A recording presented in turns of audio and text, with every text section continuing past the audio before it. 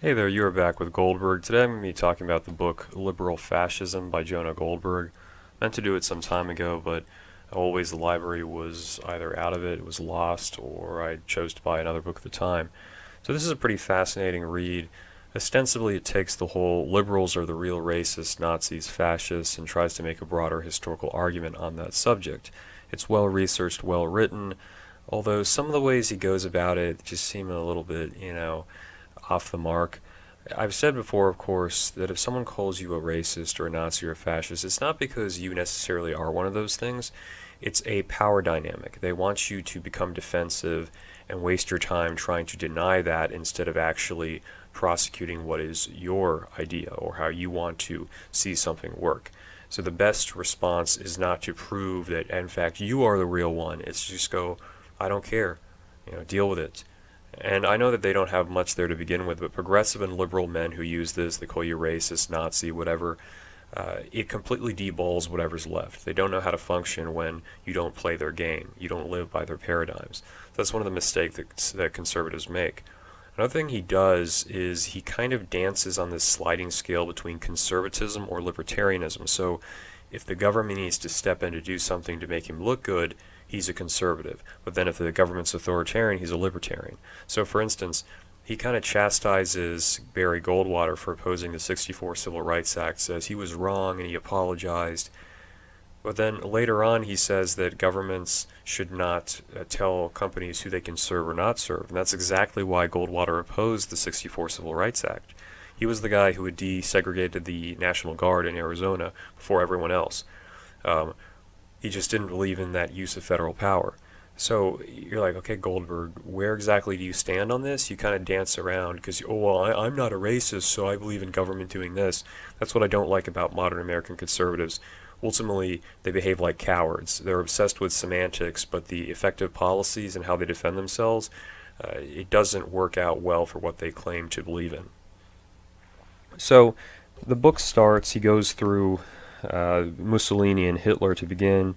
There's some interesting statements. The Holocaust could not have happened in Italy because Italians are not Germans. Okay, he's trying to claim that basically Italian fascism wasn't really anti-Jewish until Hitler took control. That's a little bit debatable if you see some of Mussolini's earlier writings. But he said Mussolini sent Italian troops to protect the Jews.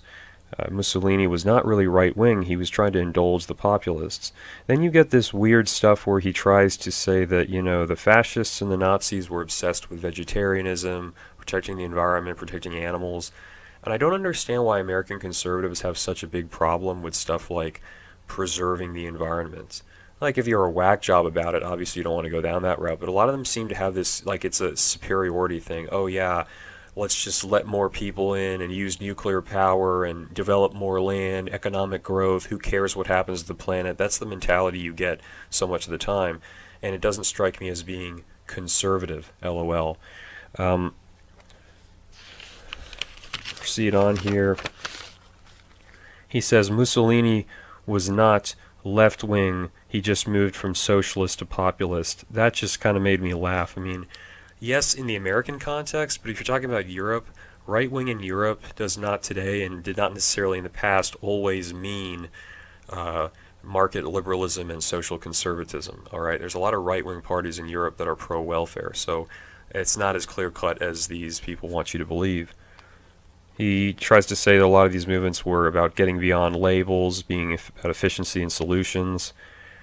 He himself, though, he acknowledges there's problems defining these things because, again, conservative, depending on the type of time you're talking about, the definition varies greatly. When Robert Peel was in charge of the UK and he was trying to get a bill passed to eliminate children being allowed to work overnight, the conservatives revolted and said it's not fair because regular workers won't work overnight, or if they do, they'll demand higher wages and will lose profitability or be less profitable. Typical, you're all entitled but don't touch anything that benefits us mentality. So I'm sure conservatives today wouldn't say that they support child labor, but now many of them support Medicare and Social Security. In the past, conservatives did not support it. So conservatism is always dependent on the time period. It's not really like we have these principles that are unchanging. So again, defining a conservative is quite difficult as a task.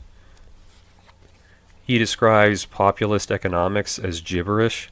No, actually, I think the gibberish would be, we use the Laffer curve, and if we cut taxes dramatically and then increase defense spending and don't touch domestic spending, it all covers. Yeah, we got plenty of revenue. That's gibberish in my opinion, fiscal and economic policy. But I'm not the expert, obviously, there. He says Nazism is right-wing socialism. Oh, so it is right-wing. It's not like American conservatism, but it is right-wing socialism. Okay, fair enough. He says militarism was a progressive ideal, in part, but of course, modern conservatives, strong on national defense, more military spending.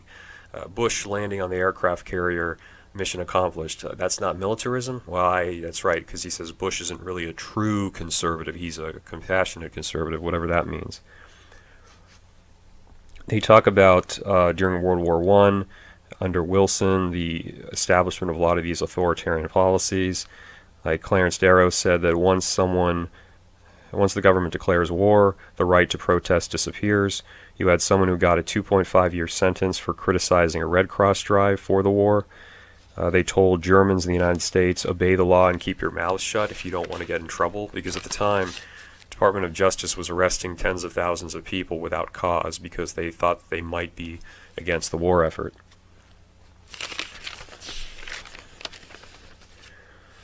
Also, he discusses FDR, the weird positions FDR held. Like, he came in and he said we should balance the budget and cut government employee pay, and he was just sort of like trying everything possible.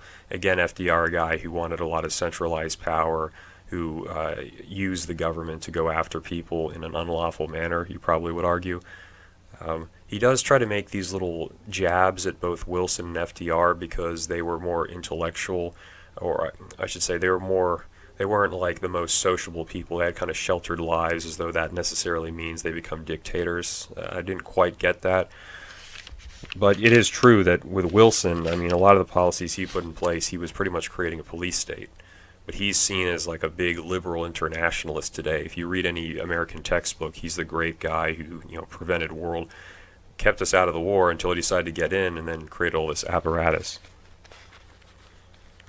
And then at the end, he does make some good points about the fact that the leftists are racist against cream cheesers. This is a quote from Sartre.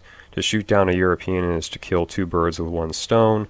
He tries to pop the bubble of misconception about Kennedy. He said that Kennedy wanted 50% of the budget spent on defense, which is funny because people say that the military-industrial complex killed Kennedy, and he wanted to spend the same or more than Eisenhower on defense.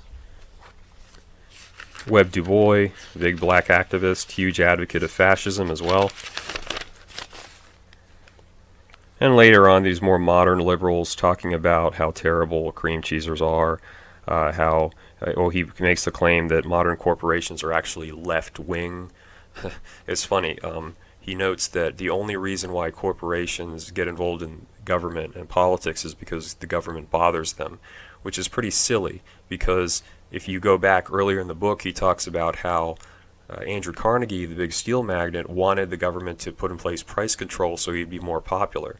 And that was when, at least for a time, we didn't have quite as much of the government getting involved with corporations on the level that occurs today. So, no, I don't really buy into that logic that most corporations just want to compete. You get large enough, you want to make it easier for yourself to preserve market share. So you lobby the government to give you protections or to create regulations that make it harder for others to compete with you.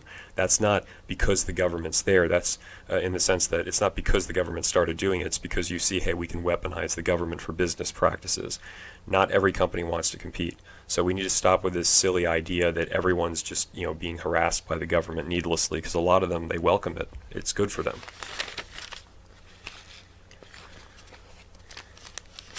So, yeah, I mean, ultimately as a book, it is got a lot of good information. It's well researched. If you want to understand American politics better, check it out. I just would say his overall argument about semantics, it seems like he picks a very specific sliver of conservative history to represent himself.